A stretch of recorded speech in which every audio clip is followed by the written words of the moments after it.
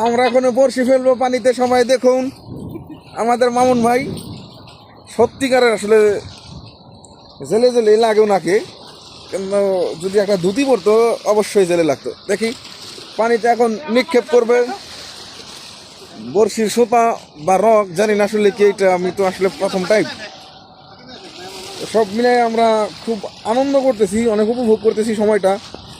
খিচুড়ি খাওয়া হয়েছে আজকে রোকে আর কাজিল, দুম্বার মাংস দেওয়া, কমলা কিনছে, ঠিক আছে। ওকে, আমরা আবারও খাওয়া দাওয়া করবো। যদি বড় মাছ পাই তাহলে আমরা আইসক্রিম খাম। আজকের সব বিল রোকে আর কাজিনের, এটা আপনাদের সাক্ষী রাখলাম আর কি, ঠিক আছে। এই যে দেখেন কিভাবে কিভাবে সরে, আমরা একটু দেখি কিভাবে ফেলে। 1 2 3, বেশি দূরে যায় নাই, আছে আছে ওই যে, খুব বেশি দূরে যায় নাই। তো দেখা যাক কি হয়। আধার ছোট তো, মানে ভারী না বেশি, এই জন্য অনেক দূরে যায় নাই।